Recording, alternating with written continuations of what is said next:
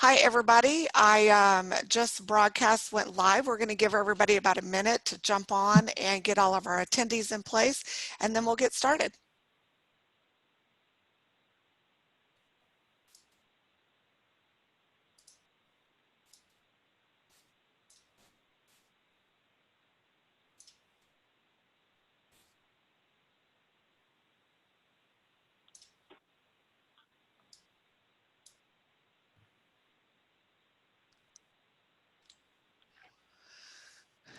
We got a pretty big attendance today, so let's just try to give everybody a minute to get online.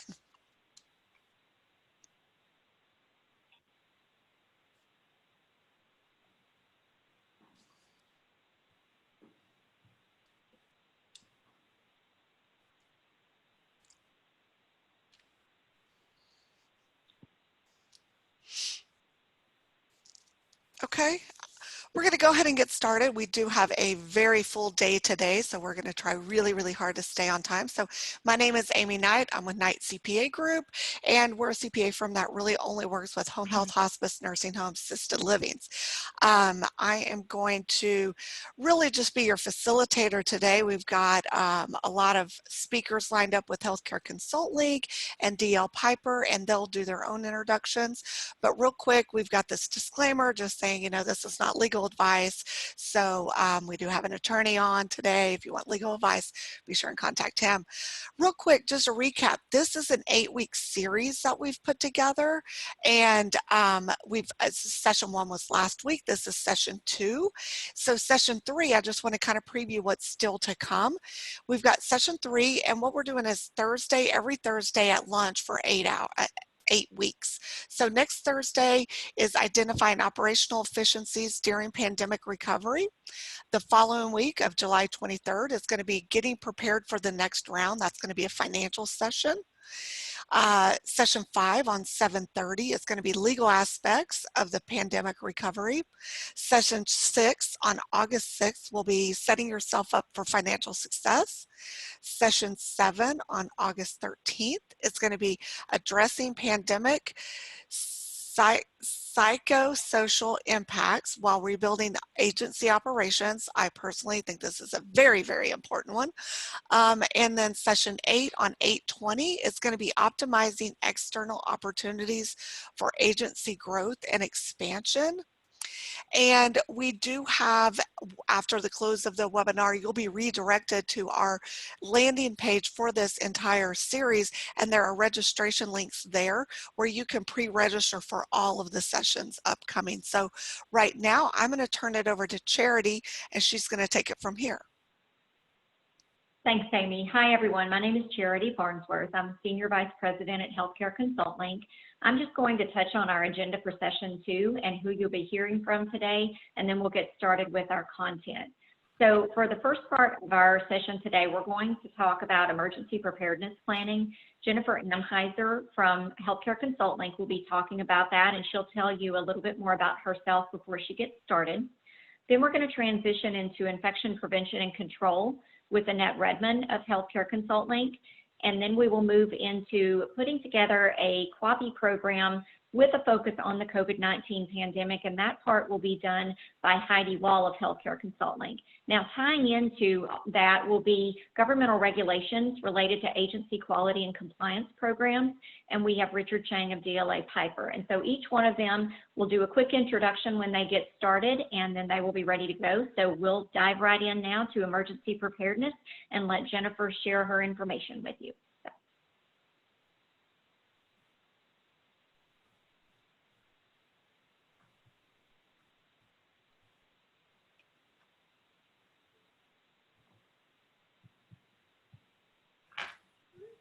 Hi, my name is Jennifer Amheiser, and I am a consultant for Healthcare Consult Link. I've been a nurse for about 27 years with a background in acute care and home health.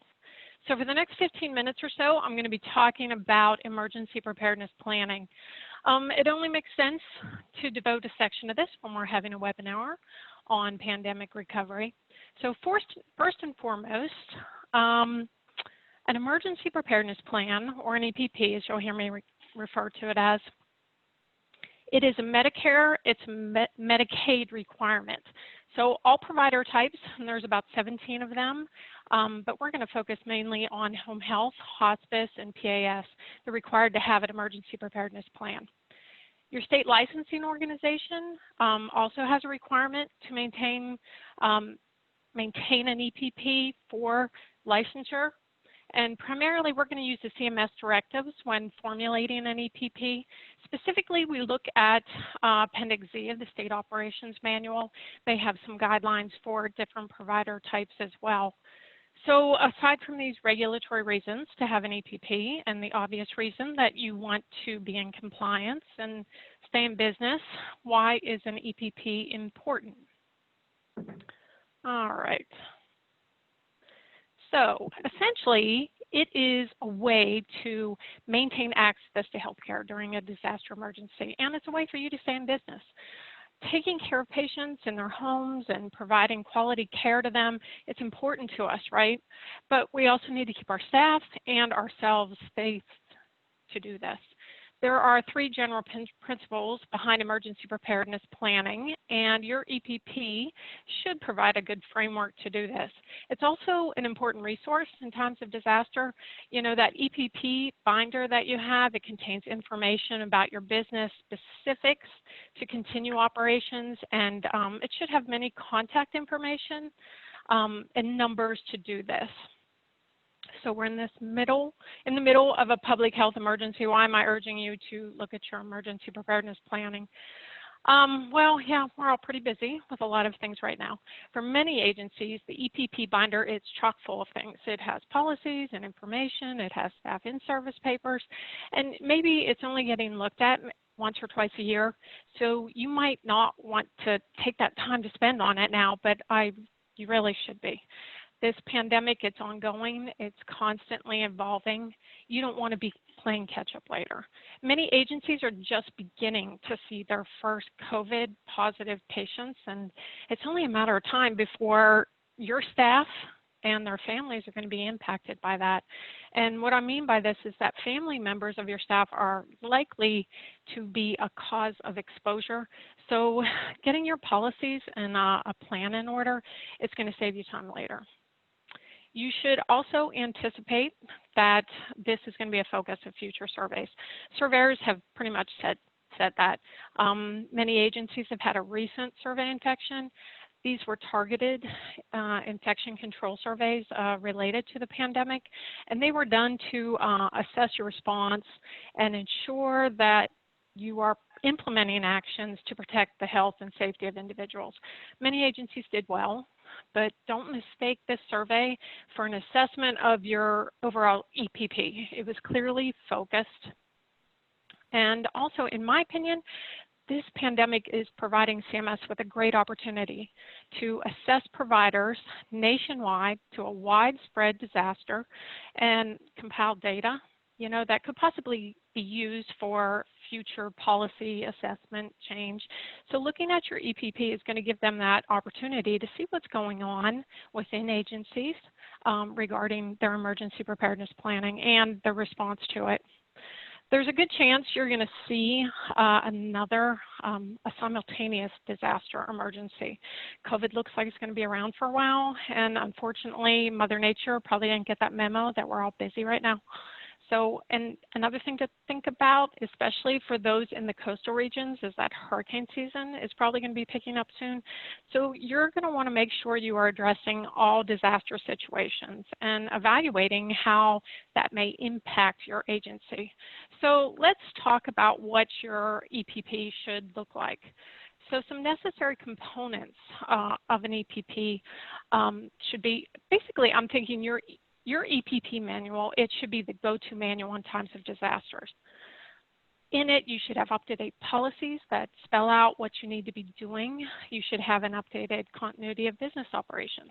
Who's your disaster coordinator? Who's the alternate? Do they have a good handle on what needs to be done? And are they able and equipped to coordinate a disaster response? Your EPP, it should also contain staff education measures and documentation that this is being done per policy.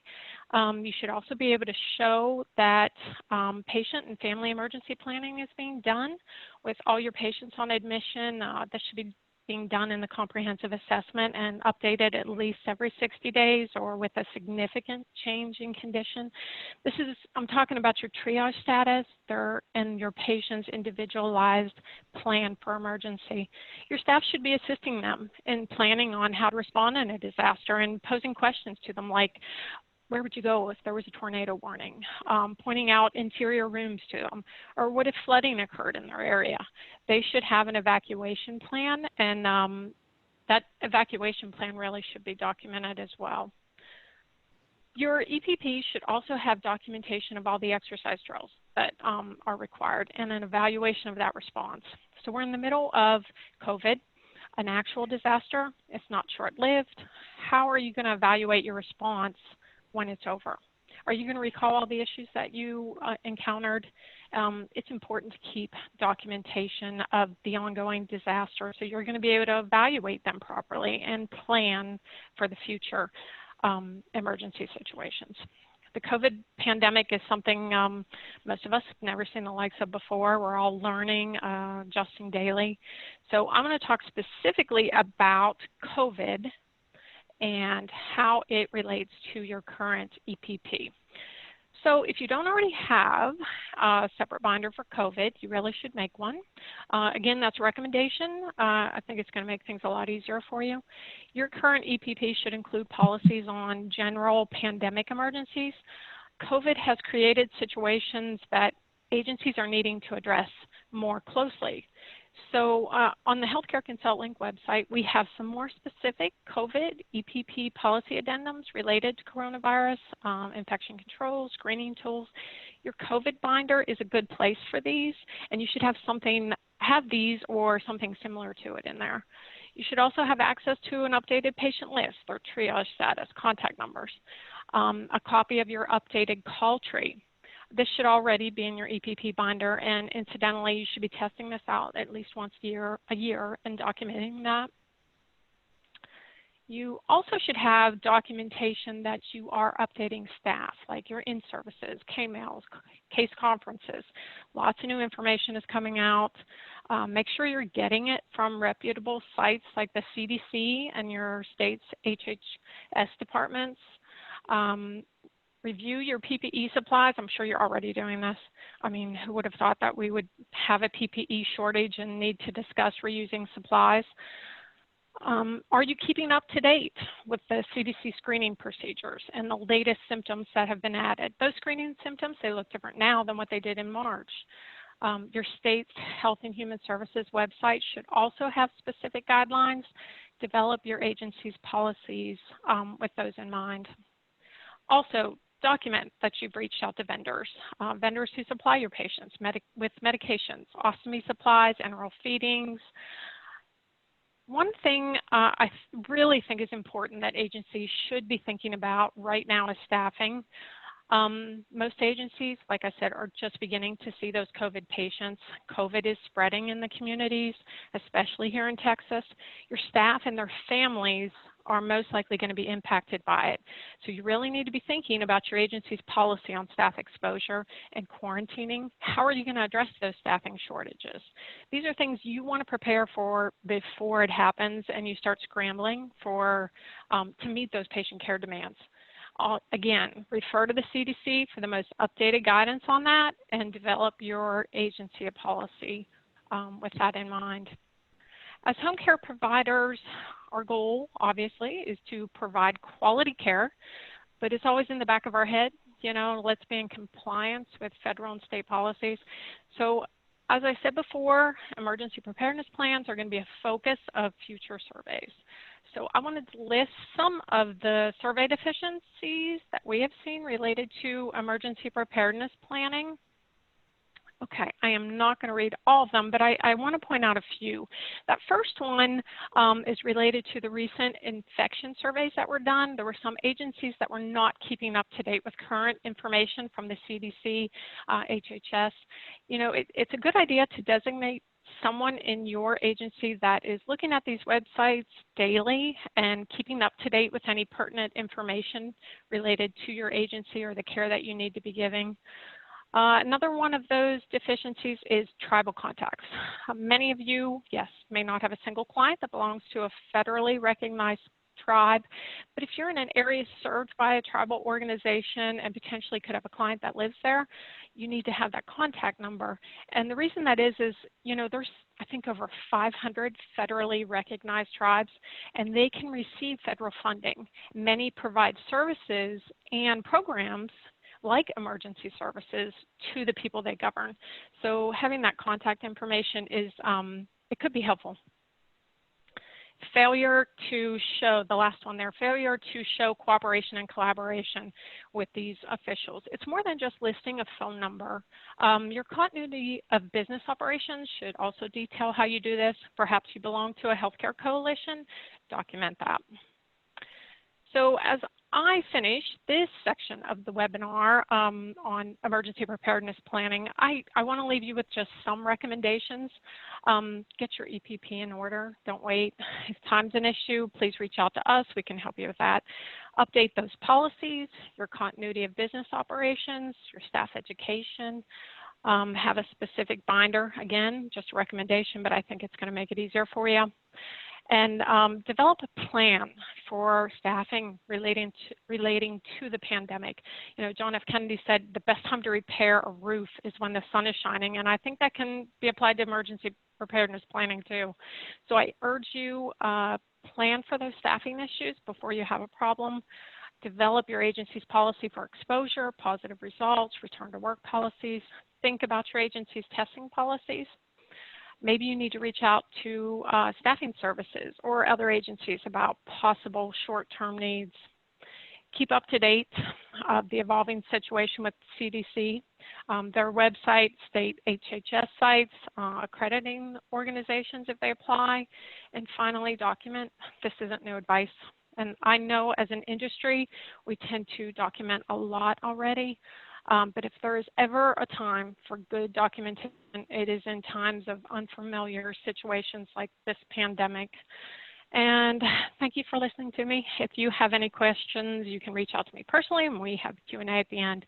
I am going to hand it over to Annette Redmond, who is with Healthcare ConsultLink, and she is going to talk about something that is on all of our minds lately, and that is infection control.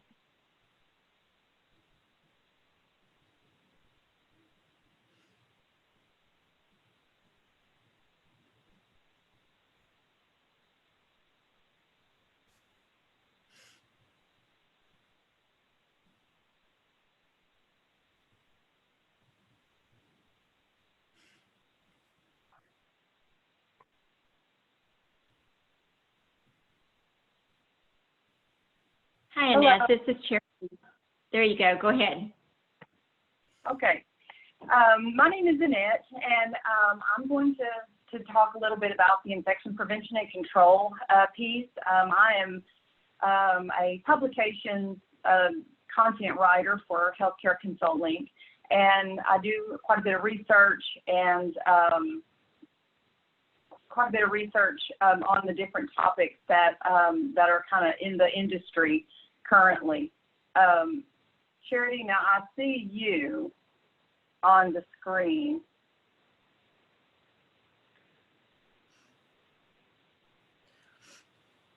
Okay. We can see the slides. There you go. Okay.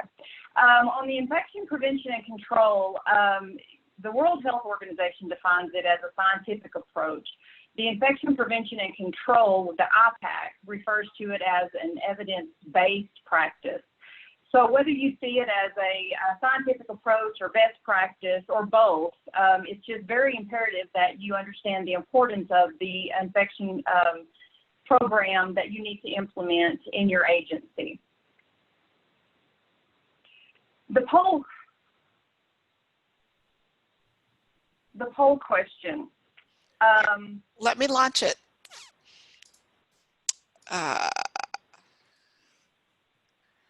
Launch Annette's polling question. All right, there it goes.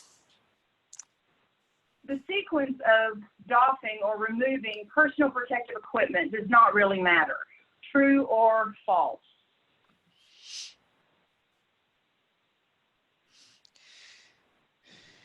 I'm letting everybody get a vote in. They're voting very quickly and very unanimously. Okay, good. We'll just give it a few more seconds to keep us on time. Okay, I'm going to end it and share the results with everybody. Great. That is great. That is encouraging. It's very important sequence that you don and doff, or you put on or take off your PPE. So I'll discuss that a little bit later in the presentation.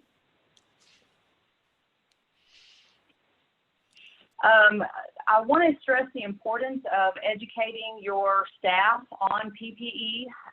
It's very vital that they understand the importance of what PPE is required, whether the patient has been diagnosed or is suspected or confirmed with COVID-19 versus if they're not. They need to know when it's appropriate to use the PPE. And then they need to know that there is a proper sequence and a proper way to put the PPE on, or the personal protective equipment, how they use it, and then as well as a proper sequence when they remove it. And then the disposing of the PPE, especially when you are leaving the patient's home, is very important. Part of the training that you can use for your staff when you're training them and educating them on the proper use of PPE is using a competency. There is multiple different methods that you can use with your staff on the donning and doffing of PPE. But regardless of the method that you use, you do need to ensure that your staff has appropriate training and that they can have, that you can have that documented. So when one of the focus infection survey, if you are an agency that has an infection survey, you can show them that you have taken those steps to train and educate your staff on the proper use of PPE. The competency is a great tool to use to demonstrate that your staff has been educated, and it can be in their personnel file so that when the infection survey does come to your agency, that they'll be able to see the documentation that your staff has been educated on the proper use of PPE. It's also recommended that you have a policy. As I mentioned before, there's different methods that you can use when you're donning and doffing. So it's a good idea to have a policy for your own personal agency to know, for the employees to know what method that you want your staff to do when they're using the PPE. It's always important when you are going to go see a patient that you have the appropriate personal equipment. You want to make sure that you gather your supplies to make sure that you know what supplies are needed prior to the home visit. Hand hygiene is another infection control measure that is probably the most effective infection control measure that you can do. Whether you use a alcohol-based hand sanitizer or if you use soap and water, either way, it's very important that your staff understand the importance of doing a minimum of a 20-second hand rub in order to eliminate as many germs and other pathogens as they can. When your staff goes to the home, it is recommended that they try to put on their personal equipment prior to having contact with the patient, and that they can do it outside of the home. If it isn't feasible for them to do it outside of the home, it's recommended that they try to get the family members or the patient, before they are close to the patient, to put on their PPE. You always want to do hand hygiene. You want to put on your glove. You want to make sure when you put on your isolation gown that it is tied appropriately. A big part of the PPE is the respirator, the N95 respirator. There is a fit test that needs to be done with the N95 respirators, and that is done at the agency so that the appropriate size and the correct model works for the patient, works for the staff member before they go to the patient's home. So you want to do a fit test while you're at the agency. And but prior to going to your into the patient's home and having contact with the patient, you want to be sure that you have you do a seal test, and that's basically when you put your N95 respirator on.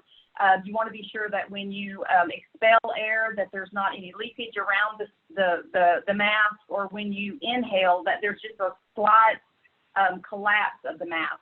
So that lets you know that it's working effectively and that there is a seal. It's also important that when you put on your PPE, that your gloves do cover the cuffs of your gown before having contact with the patient. It's also important when you have completed your visit or your assessment with your patient and you're going to leave the home, there is a correct sequence when you remove your PPE. Once again, you want to try to separate yourself from the patient, and it is recommended that you do it outside if at all possible. If that's not feasible, at least separate yourself away from the patient and any family members. When you take off your personal equipment, the first thing that they recommend that you take off is your gloves, and there's a method that you take it off. You don't want to contaminate your hands. And it's, just the glove and glove method, but there's other methods as well. And then you want to take your gown off. The second thing that you remove is your gown, and you want to be sure that you take it off and roll it up in a rolling fashion as though the front of the gown is contaminated for infection control. And then, of course, your face mask, and you want to do hand hygiene as well. After you take your personal equipment off. I know with environments of the patient, sometimes it's just not feasible for the patient to have a trash can or a trash receptacle outside of the home, but it is recommended that if you can have that discussion with your patient, that or the family members that there is a trash receptacle outside the home for you to dispose of your used PPE. The CDC is a great tool to use. It's a great resource. It has a lot of staff education on signage that you could actually put up in your agency to reflect the proper use of PPE. There's handouts that you can use for staff education, and there's also videos that you can use that shows the proper donning and doffing of your personal equipment for your staff. With all the use of your personal protective equipment, there can be a PPE shortage. And as we know, with the coronavirus, it has not been uncommon for there to be a shortage of supplies. The CDC has it's called a burn rate calculator, and it's actually to calculate your consumption rate of your PPE. And basically, it is a Excel spreadsheet that there's 3 different pages, and you can put CDC and burn rate calculator, and it'll take you to that site. There are the 3 different sheets to the spreadsheet. This one is basically where you enter in your information, and you put in the box of the supplies, the gowns, the gloves, the respirators, masks, face shields. You put the number of boxes that you have, and then the number of patients that have been tested positive for COVID-19 or under suspicion of having COVID-19. And then you put in your date. Now, this is a day-to-day calculation, so you're going to have to enter in your information every day on how much you've used. And it will, after 2 days of entering in your information, the box to the right that's in the pink, that will do your calculation. So that will allow you to know kind of what your burn rate is when you're using your personal protective equipment, and so that you can utilize your resources and obtain the needed equipment for to ensure that you have that for your patients. There is on the CDC website, there is an app that you can download to your phone that is the same concept. It's a burn rate calculator app, and you can enter it into that application as well. But if you don't want to use the spreadsheet, or you don't want to use the app, you can still kind of estimate what your PPE needs are based off of just your patient census and your staff census, the condition of the patient, the health status of the patient, and the PPE usage in your daily patient care. You also need to take into consideration that if you are reusing equipment, that there is going to have to be a time that that equipment is disinfected and cleaned so it won't be used. So you need to make sure that you do have enough of reusable equipment so that when you allow for that downtime for that equipment to be cleaned and disinfected. When it comes to ordering your supplies, you always need to try to have about a 2-week time frame. It is recommended a minimum of a 2-week time frame for you to have your PPE supplies, because you don't know kind of what, you never know when you're going to have admits. You don't know when a patient is going to be have a confirmed case. So you always need to be prepared as far as your PPE and obtain the needed equipment for a minimum of 2 weeks. There are different strategies that you can use to obtain your supplies. It is recommended that you go through your normal supply chain to where you order your supplies through your contracted and available vendors like you would normally. If for some reason that there's a shortage through your normal supply chain, you can reach out to some local partners and stakeholders. There are some different healthcare coalitions and some public health regions, as well as your state and local health departments. The State Association is a great resource for you as well, that you can reach out to them and let them know what your needs are, and they can tell you the different processes and the different request guidelines that you would need to follow in order to obtain some more needed PPE supplies. It's also recommended that on those N95 respirators, as I mentioned before, in your agency, when you're performing that fit test for the staff that's going to be using those, you need to be sure that you have documentation of the size and the model number, because when you reorder, you want to be able to reorder the same supplies that particular staff member is using, so that so that you stay along with that same one. In the state of Texas, I know we probably have a lot of attendees from Texas. They have a regional advisory council. I think there's 22 in the state. So it is recommended that you reach out to your local regional advisory council and let them help you, help guide you to some of the different resources that you can tap into to obtain some of the supplies.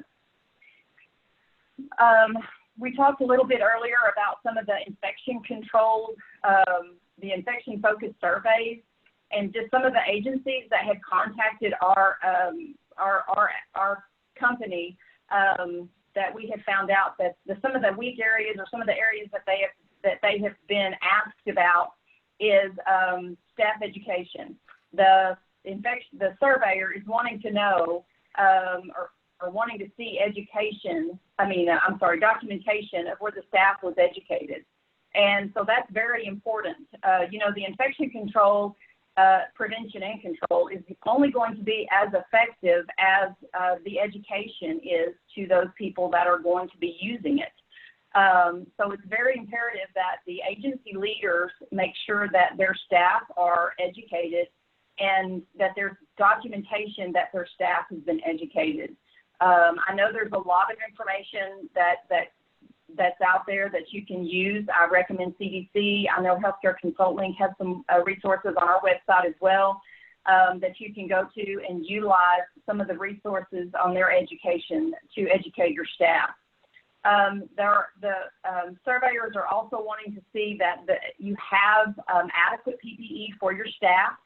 to provide care to the patients. And if for some reason that you're having trouble getting any PPE, the surveyors are wanting to see evidence that you've attempted to obtain it. So always, any time that you have contact with any of the resources that were previously mentioned, be sure that you keep that information documented so that you can say that you reached out to your state association and you have filled out this request, and maybe there's some information that that you have sent that you're waiting on for supplies to be sent back. So something else is when they look at the medical records, they are wanting to see that there's documentation from the staff member of the PPE that they used while providing care to the patient. So that's very important as well in the medical record, that the staff member documents what PPE they have on, so that it can be evidence that they were wearing the appropriate PPE, whether the patient has COVID-19 and you have all of the PPE on, or if you're just wearing the face mask because they've not been diagnosed with COVID-19. So either way, it's highly recommended that that you document in all these areas to be sure that if you do have a focus survey, that that you're able to meet all that criteria. And there are some consulting agencies, I know, ours as well, that can do some focus surveys to see if you're ready for an infection survey, and so that when you do have one, you can be prepared. And that's all that I have. Thank you very much for your time.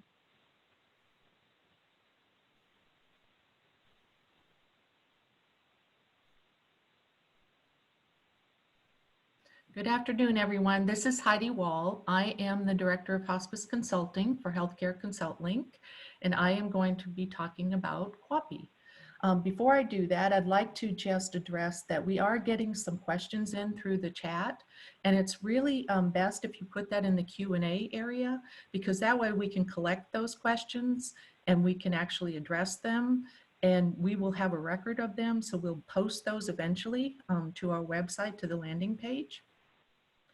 And so I am going to begin to talk about QAPI. Charity is moving slides for me. Thank you, Charity. Okay, and thank you, Jennifer, and thank you, Annette, for the great presentation. So hold on just a second here.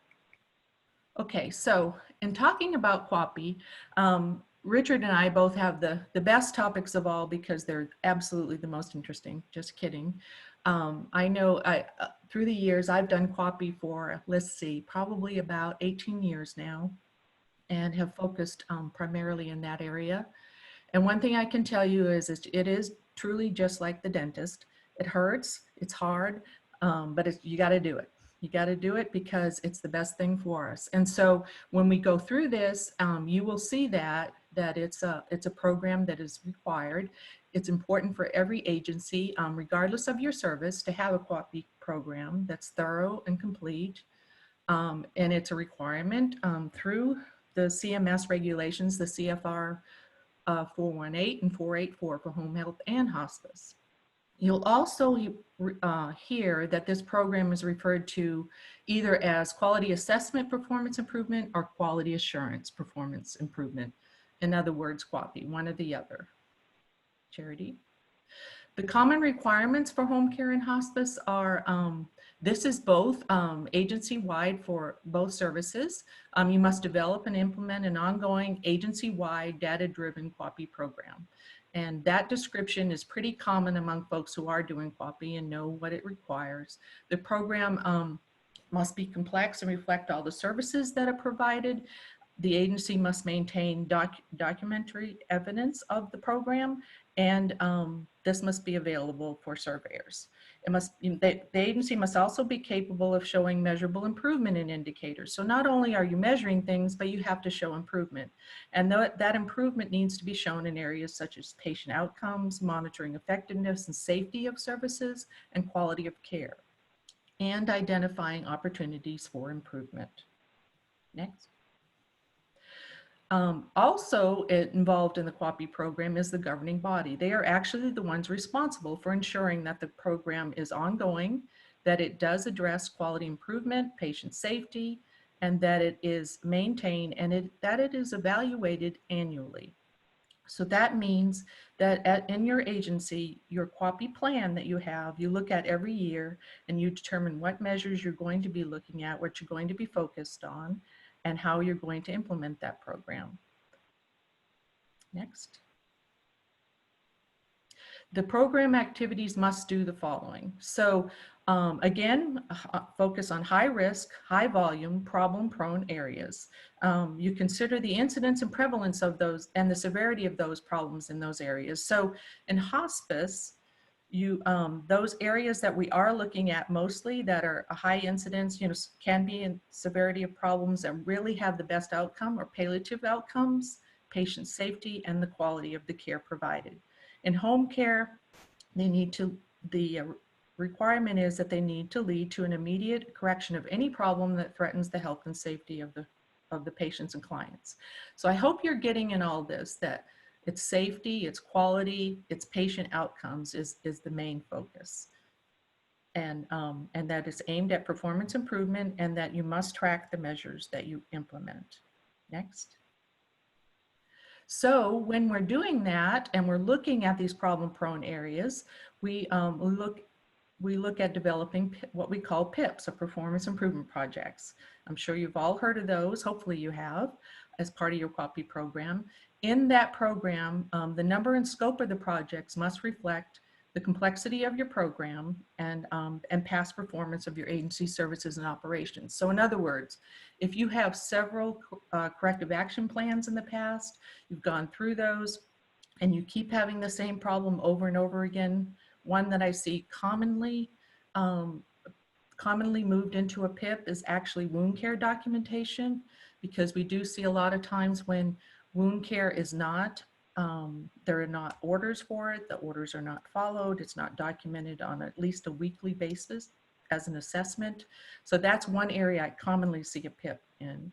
But the documentation must be available for the PIP. Not only do you say what you're working on, but you must show, must have at least one active PIP, and you must show progress in that PIP as far as what steps are you taking, did they work, you evaluate those steps, and then you implement new steps to make sure that you get the outcome or the goal that you desire. And sometimes that goal, just like a patient's plan of care, is updated and changed according to what you're finding.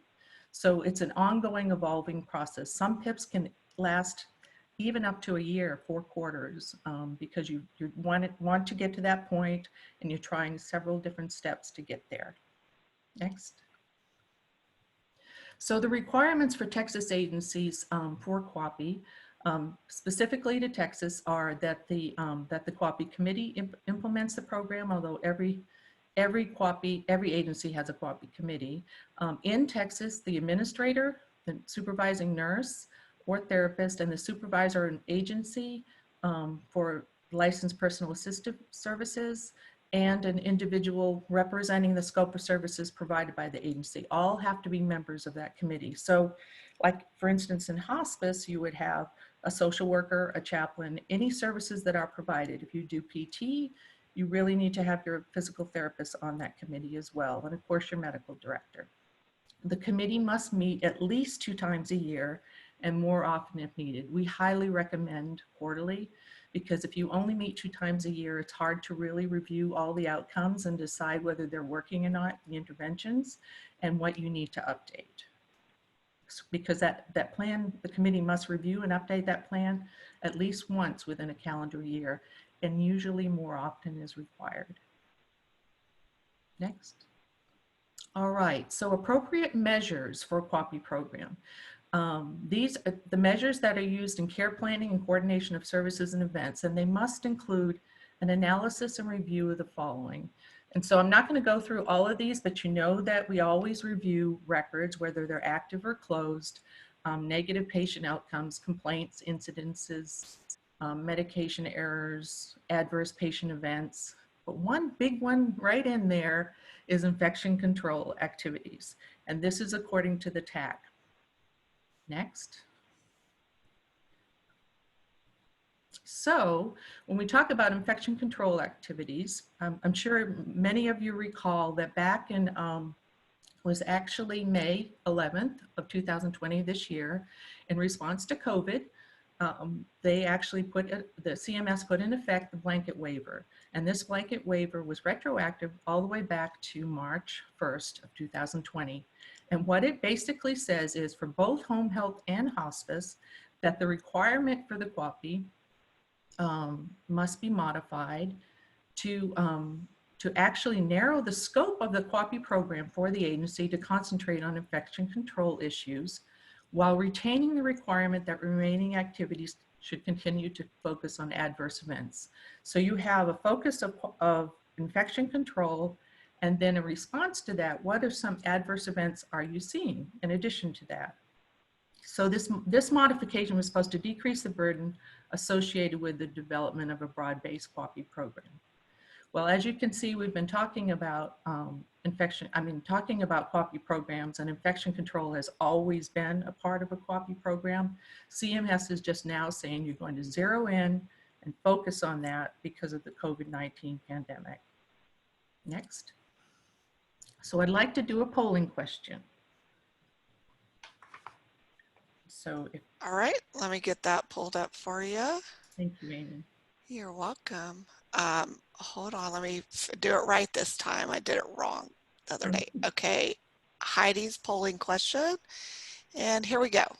Okay, so in response to the CMS modification that we just spoke of, the blanket waiver, with the requirement for the QAPI focus to narrow the scope of the program, how confident in your agency are you in the successful implementation of this modification? So do you have no idea how to do this? Somewhat confident, but we need guidance, that you are confident and can do it without a problem, or that you're already doing it and you're doing it so well that you can make suggestions for others. I'd love to see the results of this, how you feel about that. Thank you, Amy. Sure, everybody's voting, so we'll give them a few more seconds. I think this is one that, you know, you had to think about it a little bit more. Yeah. So give them, all right, looks like they're about done. Okay. And let me end it and share it for everybody. Interesting. Okay, I kind of predicted. I figured it was going to be somewhat confident because I know that anybody who has a QAPI program is already doing some infection control measurements. So I do know that they should be somewhat confident, and I also know that that there will be some who think, I don't even know what this means, and what kind of measures are you talking about? So anyway, those results, let's see, it was 53% actually said somewhat confident but need guidance. So let's talk a little bit more about that. So, Richard. Richard's very anxious to get going here. And since we're talking about QAPI, he wants to join in. He will be actually momentarily. So agencies must maintain and document an effective infection control program. That is actually part of infection control activities, is also part of the QAPI program. And they must maintain a coordinated agency-wide program for the surveillance, identification, prevention, control, and investigation of infectious and communicable diseases. This has always been in place. What's interesting is the CDC defines surveillance as, now see if this verbiage sounds familiar to you. The surveillance is the ongoing systemic collection, analysis, interpretation, and evaluation of health data closely integrated with the timely dissemination of this data to those who need it. So it sounds a lot like a QAPI program, only the measure that we're looking at with outcomes is infection control. So that is what they're telling us to do. So it's a method of identifying those disease problems and a plan for implementing appropriate actions, which is what we've been talking about with EPP and infection control. What are those appropriate actions? So this is what CMS says about infection control activities. Next. Next slide.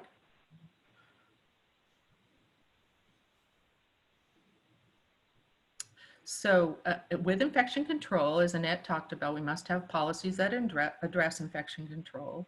And this is what the state of Texas says about infection control. So the Texas Administrative Code, and it says that we must follow OSHA, and as related to bloodborne pathogens must be included in that. Communicable disease prevention and control, and that's in Chapter 81. And then the Health and Safety Code, which is Chapter 85, concerning prevention of AIDS, HIV, and hepatitis B.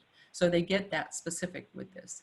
But Texas also says that we must maintain a coordinated agency-wide program for surveillance, identification, prevention, control, and investigation. So we're continuing to focus on infection control. And so we must document those infections that patients or clients acquire while on our service. So if you have an agency here in the state of Texas, you know that that form specifically asks for the date detected, patient's name, diagnosis, signs and symptoms, the type of infection, the pathogens identified, if any, and the treatment plan that was put in place. That's what that form should, because as we're collecting that information, remember we're talking about surveillance. So we're collecting the information about an infection and then looking at, in addition to that, digging deeper to possible sources, tracking infections, those kind of things. For agencies that are licensed only as a PAS, the documentation of the infection must include the date the infection was disclosed to the agency employee, the client's name, of course, and the treatment as disclosed by the client. So whatever the client says their treatment is needs to be on that form. In addition to our activities, we are to follow the standards of practice and standard precautions. And again, like Annette talked about, we need to be doing some education. And this was also something that Jennifer talked about in the EPP, the infection control education provided to staff, patients, families, and caregivers. This must be documented throughout your care that you provide to that patient and family. Next. In addition, so when we talk about QAPI in the COVID-19 pandemic time period, we're talking about identifying critical processes to reduce the spread of this virus, of course, and improve the safety and effectiveness of care for our patients, clients, and for our staff. Evidence-based procedures are established for many home care and hospice processes. These are available, again, as we've been talking about, the CDC, the WHO, our state health departments. They are chock full of information to help us with this. Agency leaders need to be sure to follow these steps on time, every time, to ensure and measure consistent compliance with these infection controls measures, as well as for screening patients and clients and staff to identify those who have been exposed, who may have an infection, or who may be at risk for exposure. Next. So the screening requirements that we have in place now are, what we're doing is asking these things: the international travel within 14 days, or contact with someone known or suspected to have COVID-19. We ask about the fever, chills, all of this, all of these symptoms. And this is part of our screening process. So we're screening before we go and see the client, and we're screening our staff daily. This needs to be documented. And as Annette said, that documentation needs to be in the patient's record that we did the screening for the patient. And then for PAS providers, taking the temperature is also strongly recommended, but when a thermometer is not available, screening for all these other symptoms will meet that minimum standard for screening, but it must include a review of the COVID-19 symptoms as listed by the CDC. That means, again, someone in your agency needs to be responsible for monitoring the CDC website to ensure, because these symptoms sometimes change, as we all know. Infection control measures. The appropriate infection control prevention and control measures, ensuring policies are in place, education and training, that we have the appropriate supplies. Many of the things we've already talked about, that there's a backup plan for shortage, and that there's adequate staff to provide care to the patients. We need to make sure that backup staffing plan is in place, because many agencies have already experienced this. If they have not, they may in the future very soon experience a shortage due to exposure, family illness, and so on. So this is also included in your emergency preparedness plan. Infection control measures are care of clients with suspected or confirmed diagnosis. So in that process, you're determining what visits are essential and not essential. And you are also, with these patients and family members, strict implementation of full PPE for essential visits and place the non-essential care visits on hold. Staff with suspected or confirmed exposure to COVID, you are enforcing work restrictions and return to work requirements. And later in our series, we'll be talking a little bit more about that too. Persons under investigation, those who test positive, where do we report that? To the local and state public health authorities. This is all part of this infection control measures. Then we track the positive patients and include an analysis of the data to look for trends and identify opportunities to improve in our infection prevention and control measures. That's part of the investigation process. Next. So the data collection. So we're measuring success and identifying opportunities with this data collection that we just talked about. So the data collection could be things like, are the staff and patients and clients being screened prior to the visits? Are the staff screened daily? These are all part of those outcome measures that you put into your QAPI program. These are some suggestions. This is the area where you would be focusing, like CMS has said, in infection control. Positive screens, are they reported to agency management? Are they followed up appropriately and reported appropriately? Documentation that supports every staff member and patient has received education. Is that included in the patient record? Signs and symptoms of COVID, are they reported? Risk factors, the mode of transmission, the use of PPE. You know, as we talked about, is putting the type of PPE you're wearing when you're out visiting patients in your record. Is that as part of your QAPI program? Are you auditing for that, looking for that? Looking for a hand hygiene education. Was that documented in every personnel file? Same with PPE donning and doffing. Is that competency in the personnel files? Next.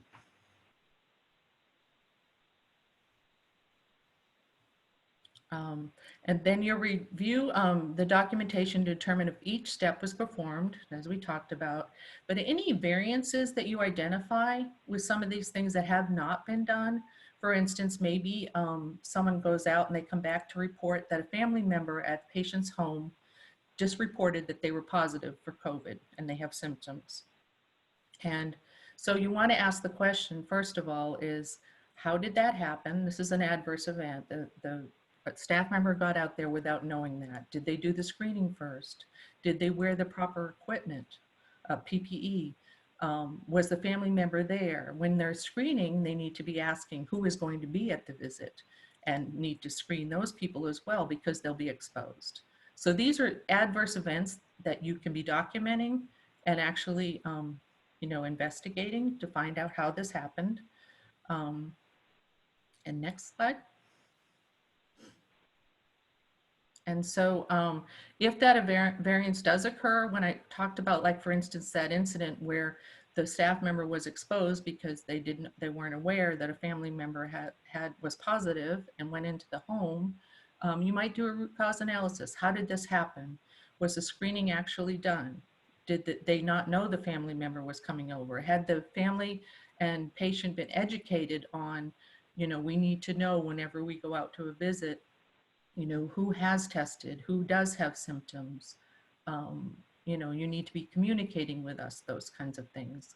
But they need to continue to measure performance improvement indicators to determine if the issue was improved. So with that staff member, you might say, you know, you might find out they didn't do the screening prior to going out there. And then you do some education on why that's so important and be auditing those records to make sure that that is happening. Or maybe they didn't wear the proper PPE.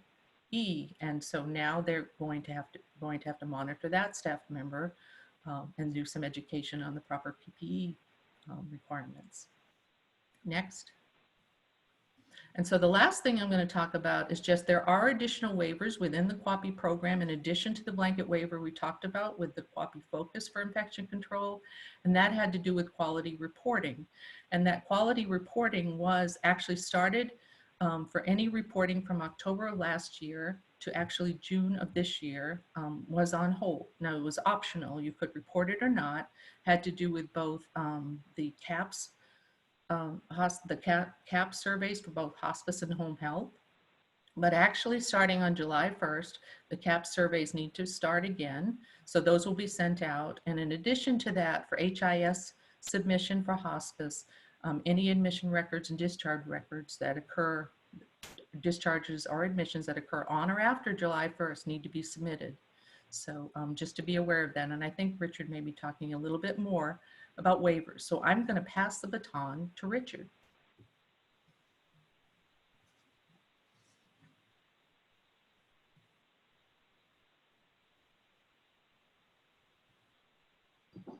Thanks, Heidi. Sorry, everybody, for that premature jump to my slide earlier. My name is Richard Chang. I'm an attorney at DLA Piper. By way of background, I'm a healthcare regulatory and corporate attorney. A lot of my work involves representing a myriad of different types of healthcare providers, but with a special focus in representing post-acute care providers, including home healthcare agencies and hospices.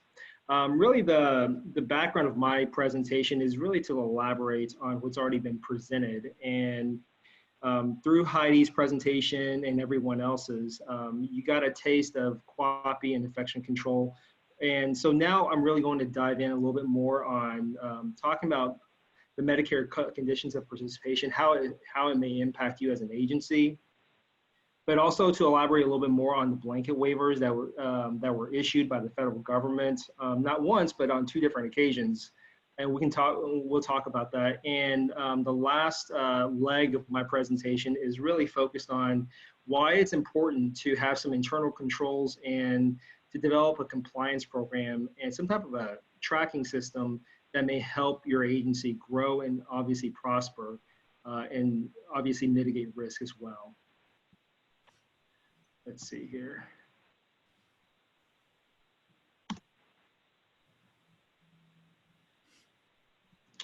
Okay. So Medicare conditions of participation, I understand that we probably have a very diverse group of people given the number of people that's on the call. For some of you, you're very familiar with what Medicare conditions of participation really is. For those of you who are not, it's really the set of federal regulations that a healthcare provider that is under a Medicare certification that you're bound or you're obligated to comply with in order to, well, one, to be a certified provider, but more specifically, it's really focused on payment. And in order to get paid and obviously keep the payments, you have to comply with these conditions.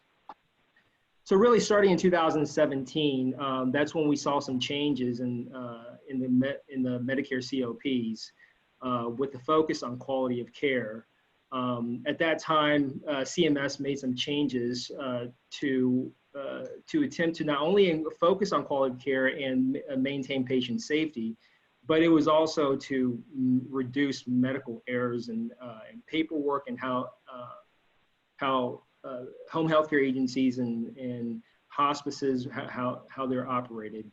So COPs state that home healthcare agencies must develop, implement, and evaluate and maintain an effective ongoing agency-wide data-driven QAPI program. So the QAPI program was already in place before 2017, but it was really in 2017 that CMS made some pretty, I wouldn't say drastic changes, but some fairly substantial changes to the QAPI programs.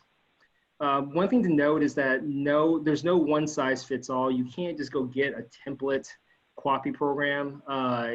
Really, you should be tailoring it to your agency, how it's functioning, the type of services that you're providing, addressing the complexity of the services. And really the indicators are aimed at to improve outcomes such as hospital readmission rates. And it's really looking at how to improve the performance across the spectrum of care.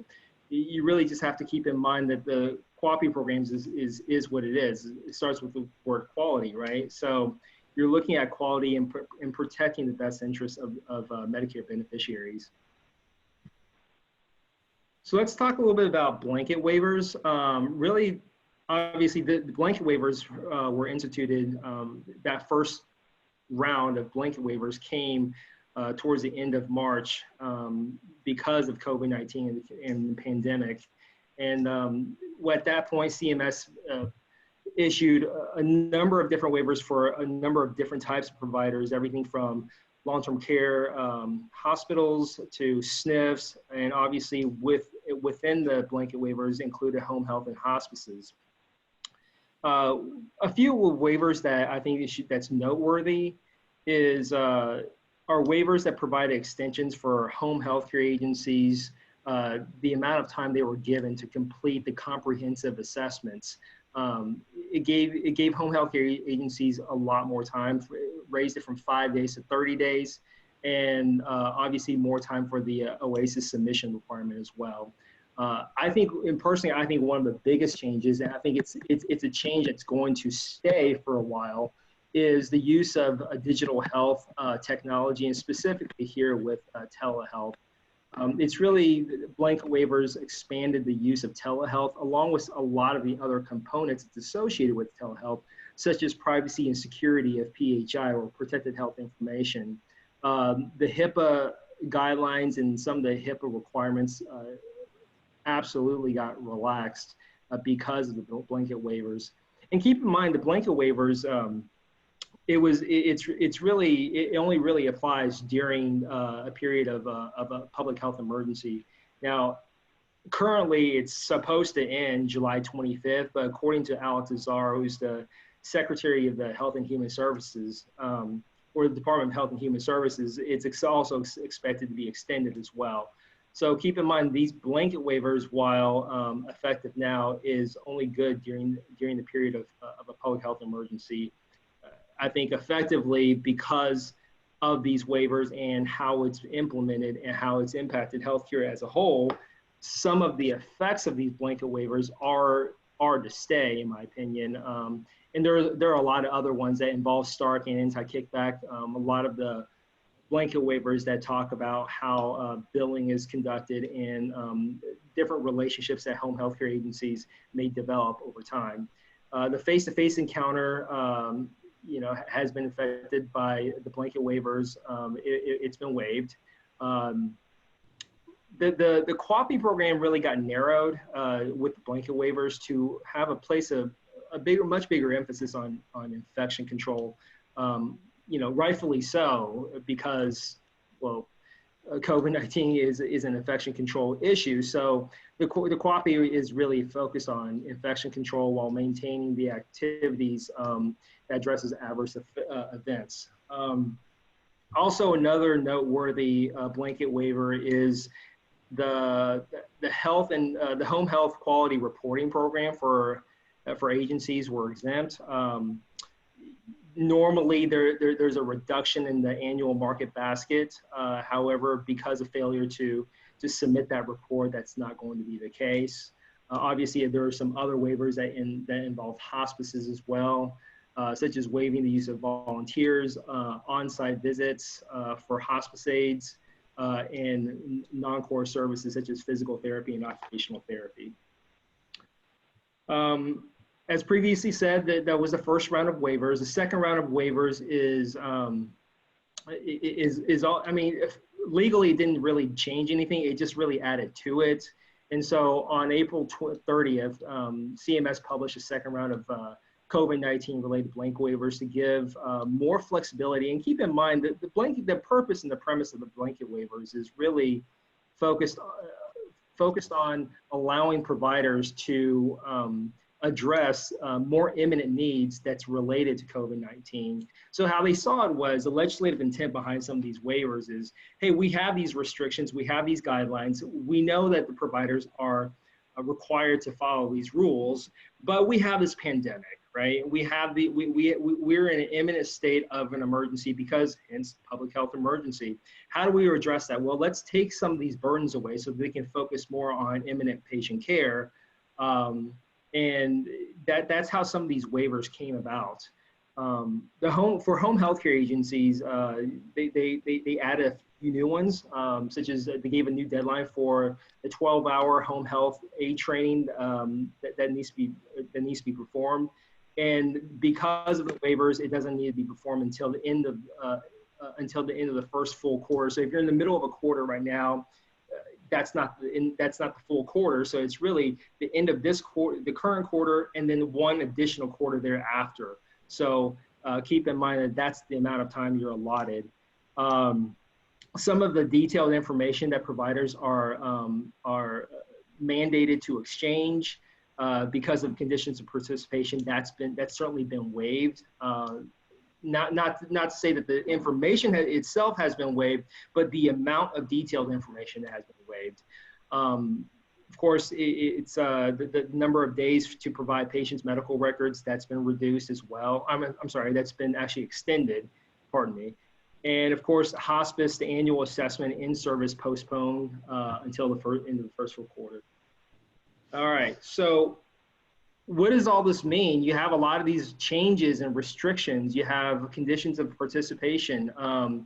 And of course, assuming the public health emergency ends, whenever it ends, none of these waivers are really going to be good. So I wouldn't hang your hat on the fact that some of these regulatory requirements gets relaxed is going to stay. Now I'm contradicting myself because I said some of it is going to stay, but for the ones that impact patient care and safety and the quality of care, you know, those relaxed regulations I think will go away. So how do we address all that? Well, really, one of the best ways to address some of these issues is to have some type of an internal control or compliance program, so that not only can you track it, but you have but you can show there's something tangible that you can show that you're making a good faith effort to address some of these things, in case there is some form of governmental enforcement. And beyond that, it's just good practices. It's part of best practices for you to develop some of that. I think one of the biggest resistance I see from healthcare providers in developing compliance program is that, well, one, it doesn't generate revenue. So it's not a revenue generating cash flow mechanism that you have to dedicate time and resources to building. But I think that short-sightedness can really come back and bite you, because there are a lot of other issues that you're overlooking. Not only are there governmental enforcement actions that could affect your bottom line entirely, but it's also creating a solid business where employees want to be around you and they want to actually work for the agency. So why are compliance programs important? Well, it raises awareness. So you don't know what you don't know, and it gives you a source of information to say, okay, well, what are my weaknesses? What do I need to do? Okay, once I understand the regulations, you may not always understand the regulations, but at least you're aware of it and you can go and seek help. It's a mitigating factor. So if for healthcare providers that are under investigation or being audited, by having internal control or having an internal compliance program and other pieces in place, such as a designated liaison or a designated compliance officer, that actually shows an act of good faith, and you're actually dedicating good resources, and you're making a good faith effort to comply. It doesn't mean that you're always going to comply, but you are making a good faith effort to comply. It's a commitment to communication. So it's a flow of information of what we're doing wrong, what can we be doing better, and this is what we're doing now. It also creates a culture of, its statistics have shown, research has shown that by having internal compliance programs, employees are more confident in who they work for. And when they're more confident in who they work for, it actually reduces the number of whistleblower claims that's related to your operations. In my personal opinion, it's just good business. You're investing, okay? So a lot of agencies will not think twice about investing in a marketing department, or not think twice about investing in a good marketer, but they will think twice about investing in something else, which is natural. It is. It's absolutely natural. Why? Because, well, the marketing department will generate more revenue for you. So again, I think it's absolutely human nature to say, well, you know, I don't know if I have the money for that, or I don't know if I have the time to deal with that. But I think by having those internal controls, it is absolutely good business. And also minimizes the impact of a corporate integrity program. For those of you who are not aware of what that is, that's a separate discussion. But for the ones who are under CIA, you know exactly what that is. In short, it's essentially a plan that's that a healthcare provider has agreed to go into in order to really beef up their internal compliance because they were alleged of wrongdoing at some point before. So what is a compliance program? It's really the using of tools and protocols to prevent and follow the law. You're really defining and identifying what your expectations are in order to foster ethical and proper behavior within the business. Again, I said that it's really showing a commitment doing the right thing, and it allows a flow of information for people who feel that there is wrongdoing to feel comfortable about going to their employer or going to I guess a person with more authority to report the wrongdoing.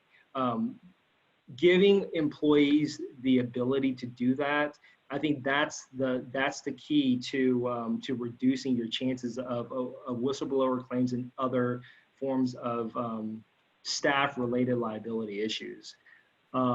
It facilitates internal monitoring and auditing, and there is a difference between the two. It develops a more positive and ethical corporate culture. Again, it's you know, as young agencies grow, there's going to be a point in your agency where you get to a certain point, and it's going to be more critical at that point to create a more positive and ethical corporate culture than it was at the beginning. Some common compliance issues and tracking regulations. You know, everything from Medicare billing compliance to the person that's managing the Medicaid contract to third-party payer management.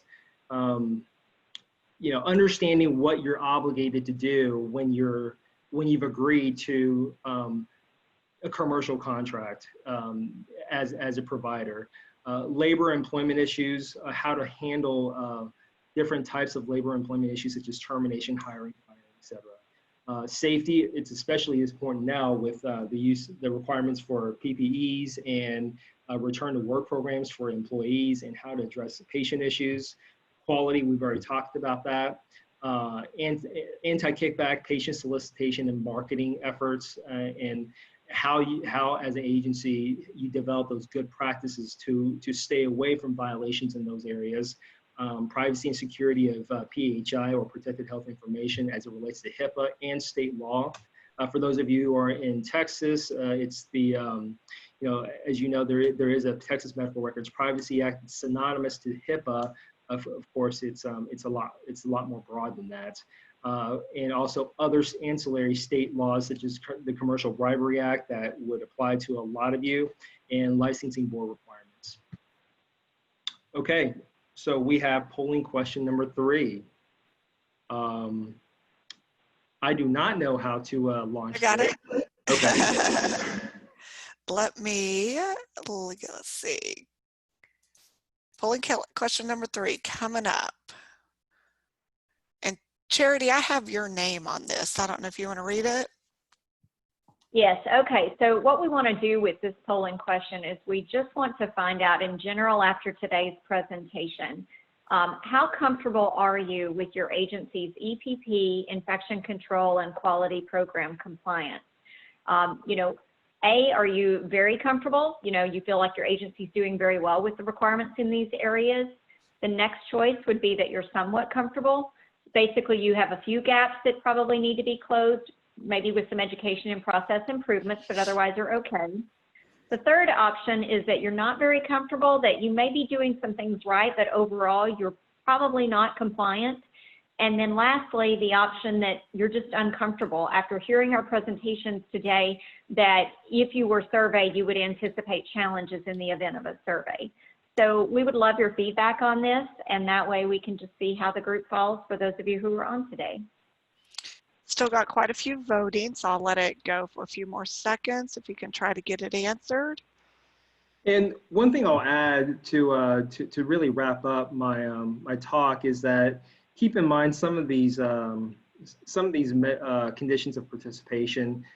Why it's so important to follow it is because, as most of you know, there are surveyors, and that, you know, depending on the survey and depending on how CMS wants to enforce some of these conditions of participation, it could lead to some pretty hefty CMPs, or civil monetary penalties. If it's egregious enough, obviously, they will refer it to other enforcement agencies, such as Department of Justice. And, you know, if again, it can even lead to even greater impacts, such as losing your Medicare certification. And of course, if that does happen, you do have appeal rights and the ability to rebut whatever allegation comes your way. All right, I've shared the results there with you guys. Okay, so looking at the poll results, I think the good news is that we didn't have anyone on the call who really felt like they were very uncomfortable with the status of their program compliance across all the areas that we've talked about today. The bulk of the group is in that somewhat comfortable range. You know, there's probably a few gaps to be closed, but overall, with education and process improvement, it sounds like the majority of the group feels like that would be all it would take. You know, so it's pretty equal in the other two areas. I think this is really good because I think it shows that while there's always room for improvement, there aren't that many people represented on the call today who say, you know what, we probably do have some problems that could be bigger issues. You know, the nice thing is a lot of this is very fixable with just some effort put into it. And I think that's the key message, is basically that there are ways to address the things that may be concerns. Okay, we'd like to wrap up today by giving you some additional information before we move to the Q&As. You know, we want to make sure that you know we are here to help. You know, those of us who are sponsoring either, you know, between Healthcare ConsultLink, DLA, Piper, or Knight CPA Group, you know, I have the websites for the speakers today up on this particular slide for Healthcare ConsultLink and DLA Piper, as well as our contact information. You are welcome to contact us if you have questions about anything that we went over today that may come up after the webinar. You know, or we are going to answer some questions today, but if you're like me, you always walk away and think, gosh, I've thought about something after it's over with, and I'd really like to ask that question now. So our websites are there, as well as some direct contact information if you do have questions. Now, the next event in the series I do want to touch on next, as well as how to get to the information that we've referenced with regard to our webpage for the series. The first thing I want to do, though, is I really want to say thank you to everyone for attending today. You know, from all of us at the three organizations represented, we really appreciate your joining. We do hope that you'll come back for session number 3 next week, where we talk about operational efficiencies. We'll be addressing some things like process improvement, the use of telehealth or telecommunications in the home care setting, some billing impacts of COVID-19, as well as some labor and employment aspects of operational efficiency. And so this will be an opportunity for us to talk about those things. If you do have any trouble with registration, there's some information on here as to how to address those, you know, to get your questions answered. But there's a link in the very last bullet for our webpage for the series. The links for all of the registration areas that you need to get to any of the webinars are listed there. And after each webinar, we are posting both the recording as well as the slide deck. And that way you'll be able to go back and reference that if you need to go back and listen to a particular section, or if you just decide that maybe you weren't able to attend as much or at all as you expected, and you want to go back and look at the recording. Now, I did, before we go to Q&A, also want to touch on a list of some COVID-19 resources. Now, you'll see quite a list on the screen. If you want the comprehensive list that's here, as well as some others related to the things that we talked about today, like EPP, infection control, QAPI, you know, quality, we do on the Healthcare ConsultLink webpage, we do have some complimentary resources that we've been putting out with COVID. The competency checklist for PPE that Annette referenced, the PPE policy, that actually just got posted in the last 24 hours. There are some things like that that are available. So if you want to also look at that part, if you're looking for some of those types of things, feel free to look there. And if you have questions about others, you can always reach out to us. Okay, so Amy, I think we'd like to go to the Q&A. We've had some questions submitted, I know, through the Zoom portal. So why don't we address those, and I'll direct them to the appropriate person to answer. You want me to read them? I'm sorry, I already forgot. That's okay. Yeah. I went ahead. Actually, I just pulled them up. I'll go ahead and read them out. Let's go ahead and pass them to the right people. So the first question we have is, as a home health and PAS agency, are we required to do a burn rate calculation, or is that just a suggestion? And so, Annette, would you like to address that one? Yes, it is not a regulation. It is a recommendation, just so that you can know what resources you have available and then what the need of your agency is. But it is a recommendation. It's not required. Okay. Thank you, Annette. And Annette, stay on. We've got a couple more, I think, that are going to come your way. The next one is, do we have a copy of the PPE competency form? That's the form that I just referenced, actually, that you can find on the Healthcare ConsultLink webpage. If you go to the resources tab, it's posted there, and if you have any trouble finding it, you can just let us know. Now, Annette, someone also asked, does the seal test need to be done each time the mask is donned? Yes, that is correct. The fit test is actually a one-time test to make sure that you have the appropriate size and model of the respirator that fits you, but the seal test is required before you use it, or with every use. So yes, you do. Before you provide care to a patient, you need to do a seal test to ensure that your respirator is fitted properly. Okay, great. Okay, Annette, the next one is, how can I find the required PPE list for Texas so that I can stay in compliance due to COVID-19? Your state association or your state website, I'm sure has that on there. The CDC website has the required PPE listed as well. So there's a vast number of references out there, but your state website should have any needed PPE out there. But the CDC has a lot of information as well. Okay. Okay, now we also have another member of the Healthcare ConsultLink team on the phone, who is our regulatory specialist, Carla Smith. Carla, I'm actually going to ask you to take this particular question.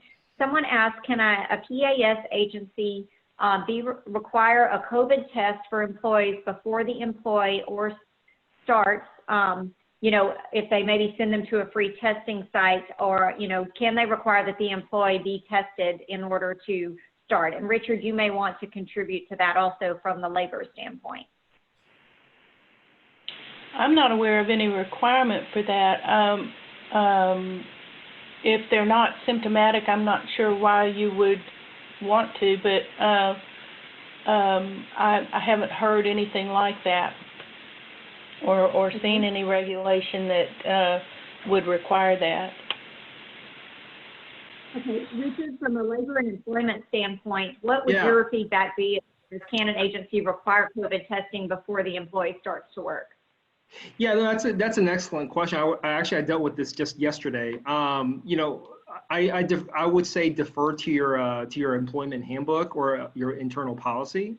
If you do have an internal policy, and I think there is a couple things you do have to keep in mind. There's no regulatory requirement per se, but if you're in an industry that has that could potentially put staff or patients at risk, that obviously increases the risk level.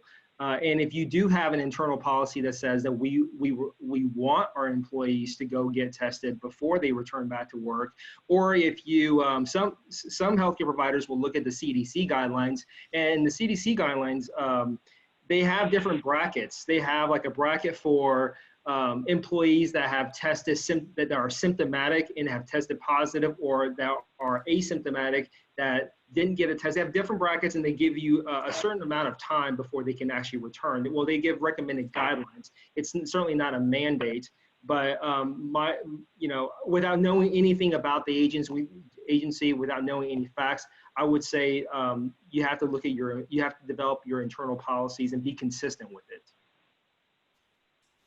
Okay, great. Okay, the next question that we have is, how can I request PPE competency and QAPI for the blanket waiver?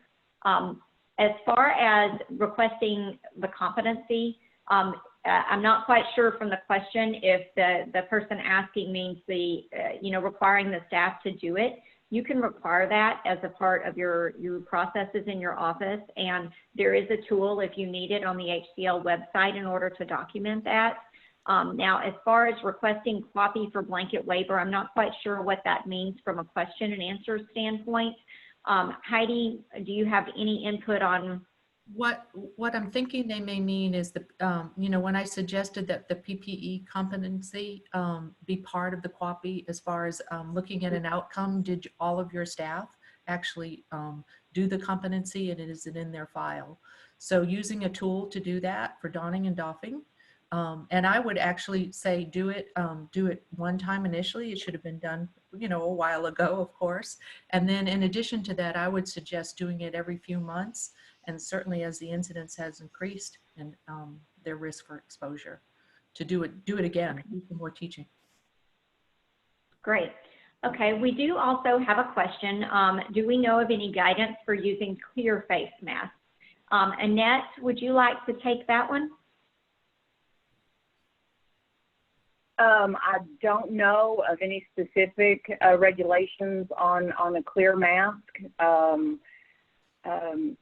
It would just have to be basically the guidelines for that particular model. That I know that in some of the research that it's referenced, but as far as saying that it's accepted, I don't know. That would have to be, we'd have to research that out and get back to them on that. I wonder about the NIOSH website, if it's listed on there. Yeah, that would be a good resource to look at. Information there. Yeah, I think the NIOSH website would be a place to start for the person asking that question. The other thing that we can do, I did see who asked that question, and we have your contact information already. Let us look into that. We are going to be posting some FAQs on the website throughout the webinar, and we will try to get that in the list of things being posted. I think part of it will depend on what the material is and, as far as what the mask is made of.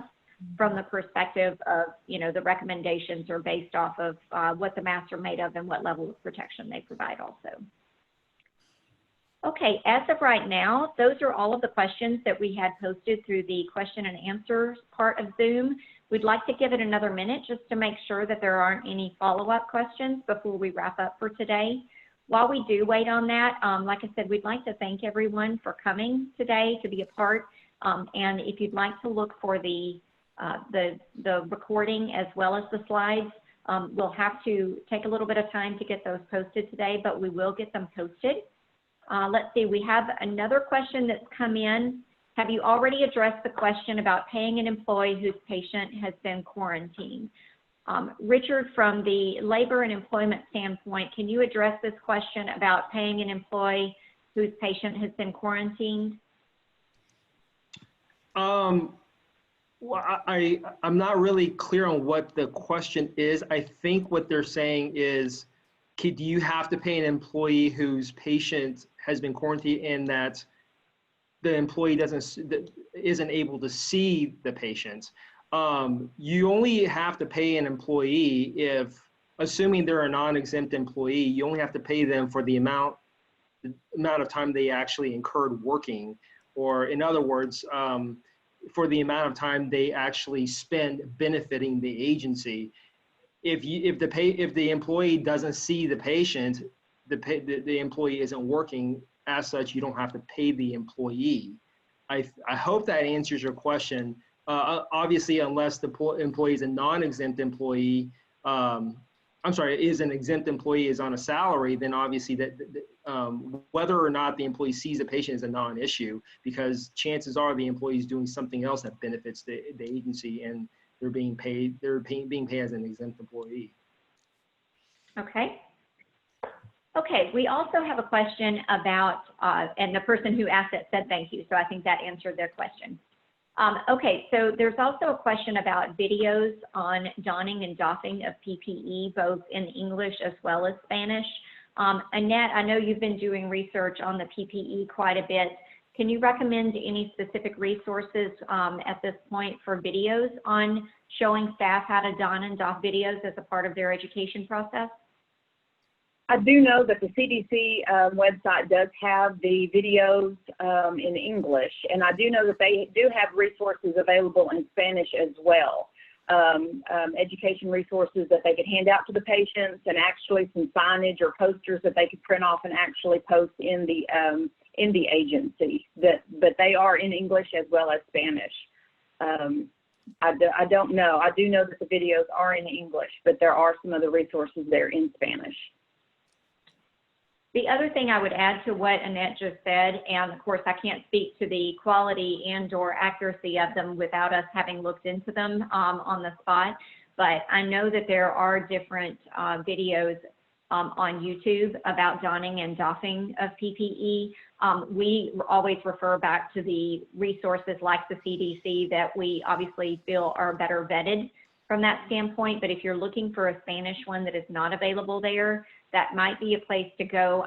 Like I said, I would use caution with making sure that you watch those videos and make sure that they match what the CDC may have out there in English, just from the quality perspective and making sure that the information is 100% correct. Okay, it looks like we do not have any additional questions as far as things that we would want to address on the call today.